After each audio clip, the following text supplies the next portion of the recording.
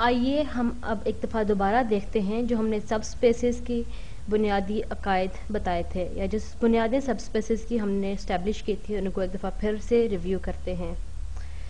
तो अब ये है सवाल है कि सब स्पेस थी क्या। अब मेरे पास अगर कोई भी सब स्पेस एस थी, इसको सिर्फ सब स्पेस मैं तब कह सकती हूँ जब मेरे पास ये बातें दुरुस्त होंगी। वो बातें क्या हैं? वो बातें ये हैं कि ज़ीरो वेक्टर मेरे पास जो है वो सब स्पेस एस से बिलोंग कर रहा हो, और अगर मेरे पास कोई दो वेक्टर्स v1 और v2 एक सब स्पेस एस से बिलोंग करते हैं या सब स्पेस एस के मेंबर्स हैं, तो v1 प्लस v2 का एस सब स्पेस से बिलोंग करना या एस सब स्पेस में मौजूद होना लाजमी है। यानी सब स्पेस जो होती है वो क्लोज्ड अंडर मल्टीप्लिकेशन के क्लोज्ड अंडर एडिशन के रूल को फॉलो करती है। और आखिरी जो है वो ये है कि अगर मेरे पास c कोई भी नंबर है जो रियल नंबर है, और अगर मेरे पास v एक इस तरह का वेक्टर है जो एक सब स्पेस s से में मौजूद है, तो जब कभी मैं c को v1 से मल्टीप्लाई करूंगी और c इंटू v1 जो मेरे पास है उसका भी सब स्पेस s में मौजूद होना ज़रूरी है। ये सब स्पेस s की डेफिनेशन है। अगर ये तीनों चीज़ें किसी भी सब वेक्टर्स में या सब स्पेस में मौजूद होंगी तो तभी वो सब स्पेस कहलाएगी। अब हम अपने एक और मैट्रिक्स लेते हैं जो मेरे पास एक मैट्रिक्स A है जो m क्रॉस n मैट्रिक्स है। अब मैं एक होमोजीनियस इक्वेशन लिखूंगी।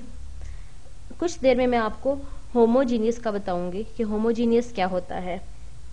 अब फर्ज कीजिए कि मेरे पास एक मैट्रिक्स A है और मेरा matrix A into vector x जो है वो बराबर है 0 के, तो ये मेरे पास होमोजीनियस इक्वेशन बनती है। अब जो सवाल मैं आपसे पूछना चाहती हूँ वो ये है कि अगर मैं तमाम एक्सेस लूँ, यानी कि जितने भी एक्सेस मौजूद हैं पूरी दुनिया में ले लूँ या पूरी यूनिवर्स में ले लूँ, जो सेटिस्फाई करते हैं इस इक्वेशन को a into x is equal to 0 को, तो क्या मेरे पास वो सब स्पेस बनती है। यहाँ पे ये बात आप याद रखें कि जो मेरे पास वेक्टर x है वो Rn से बिलोंग करता है या वो Rn से ताल्लुक़ रखता है। x के n कंपोनेंट्स हैं। x मेरे पास इस तरह का वेक्टर है जो एक इस तरह का वेक्टर है जो बिलोंग करता है Rn से, और वो सेटिस्फाई करता है इस इक्वेशन को कि a times x is equal to 0 vector. तो अब मेरा सवाल ये है कि क्या ये वैलिड सबस्पेस है या नहीं। अब सवाल ये है, पहली चीज़ जो हमने ढूंढनी है वो ये है कि क्या ये जो मेरे पास सब स्पेस मैंने डिफाइन की है ये 0 वेक्टर इसमें मौजूद है या नहीं। तो इसके लिए हम कहेंगे कि कोई भी n cross m matrix A है उसको अगर मैं 0 वेक्टर से मल्टीप्लाई करती हूँ, मैं कोई भी आर्बिट्रेरीली मैट्रिक्स A लेती हूँ, A11 A12 up till A1n, इसी तरह इसके रोज जाएंगी AM1 से AMn तक, यानी ये m रोज और n कॉलम्स का 8 मैट्रिक्स है।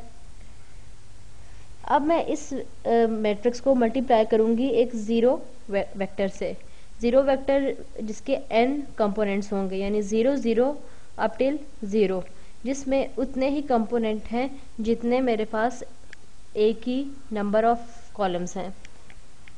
अब जब मैं इस मैट्रिक्स की प्रोडक्ट लूंगी तो मेरे पास क्या जवाब आएगा। जो मेरे पास जवाब आएगा A11 times 0 plus A12 times 0 plus A13 times 0 up till A1n times 0। जब हर किसी को हम 0 से मल्टीप्लाई करके ऐड करेंगे तो वो 0 ही आएगी। तो अब सेकेंड रो की पहली टर्म बनेगी A21 times 0 A2 times 0 plus up till A2n times 0 into 0, और मैं यही कुछ करती रहूँगी क्योंकि ये सारी मेरे पास एक वेक्टर्स की डॉट प्रोडक्ट का तरीका निकल रहा है। अब इसी तरह मैं हर रो को 0 वेक्टर के कॉलम्स वेक्टर से मल्टीप्लाई करती रहूँगी और मेरे पास ज़ीरोज़ ही आते रहेंगे, यानी जब कभी भी मैं 0 से मल्टीप्लाई करती हूँ तो मेरे पास 0 ही आता है। तो जवाब में मेरे पास बंच ऑफ ज़ीरोज़ आता है। तो इसका मतलब है ज़ीरो वेक्टर इस इक्वेशन को सेटिस्फाई करता है, यानी a into zero vector is equal to zero vector, यानी कि हमारी पहली रिक्वायरमेंट जो है वो तो पूरी हो जाती है। जो हमारे पास ये सेट डिफाइन किया है हमने, वो ज़ीरो वेक्टर उसमें मौजूद है।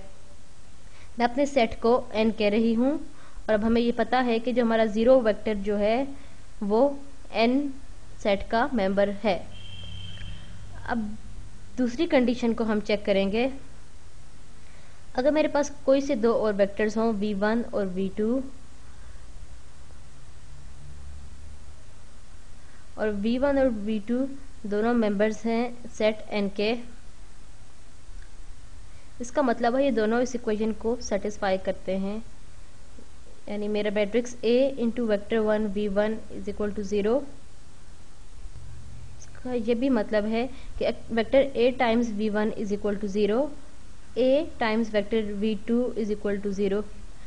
इस सब स्पेस को क्लोज्ड अंडर एडिशन होने के लिए ज़रूरी है कि a times vector v1 plus vector v2, और इसको भी मैंने v1 और v2 का सम को भी n से बिलोंग करना चाहिए, और इसको इक्वल करेंगे। इसको मैंने अभी तक प्रूव करके आपको नहीं दिखाया, लेकिन इसको प्रूव करना बहुत आसान है। और ये आप बात जहन में रखें कि matrix multiplication distributive property display करती है या डिस्ट्रीब्यूटिव प्रॉपर्टी को फॉलो करती है। तो ये मेरे पास हो जाएगा a(v1) प्लस a(v2), और हमें मालूम है कि a इंटू v1 भी 0 है, a इंटू v2 भी 0 है, यानी 0 को हम 0 में जमा करें तो हमारे पास 0 ही आएगा, यानी कि a(v1) प्लस a(v2) हमारे पास 0 बन जाता है। तो इसका मतलब है कि अगर a(v1) n से बिलोंग करता है, a(v2) n से बिलोंग करता है, तो इसका मतलब है a(v1) प्लस a(v2) भी n से ही बिलोंग करता है। तो यहाँ पे हमारी दूसरी कंडीशन क्लोज्ड अंडर एडिशन वाली भी सेटिस्फाई हो जाती है। ज़रा मैं इसको थोड़ा नीचे करके लिख दूँ। अब हमें मालूम हो गया है v1 प्लस v2 जो है वो भी n से बिलोंग करता है। अब आखिरी चीज़ मैंने ये शो करनी है कि ये मेरा जो सेट है ये मल्टीप्लिकेशंस में भी क्लोज्ड है। अब v1 बिलोंग करता है सेट n से। अब c मेरी स्पेस से बिलोंग करता है, जो मैंने ऊपर स्पेस डिफाइन की है Rn से। और अब बात यह है कि क्या c इंटू v1 भी n से बिलोंग करता है। अगर वेक्टर a इंटू c, मैं स्मॉल v यहाँ पे लिखूँ, a इंटू सी v1, ये किस चीज़ के बराबर है, ये मुझे आपको प्रूव करना पड़ेगा। लेकिन मेरा ख्याल है ये बताना बहुत आसान है कि जब कभी भी आप स्केलर से डील कर रहे होते हैं तो इससे कोई फ़र्क नहीं पड़ता कि आप स्केलर को वेक्टर से पहले मल्टीप्लाई कर रहे हैं या पहले मैट्रिक्स को वेक्टर से मल्टीप्लाई कर रहे हैं और फिर उसे स्केलर से मल्टीप्लाई कर रहे हैं। यानी स्केलर मल्टीप्लिकेशन को आप किसी भी ऑर्डर में ले सकते हैं। तो इसको मैं यूँ लिख सकती हूँ, c times matrix a times vector v।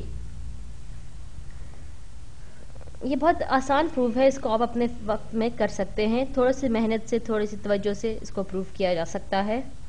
लेकिन ये चीज़ वाज़ह तौर पर सच है कि ये हमारे पास c इंटू ए मैट्रिक्स इंटू v1 वेक्टर बराबर होता है a matrix into c into vector v1 के।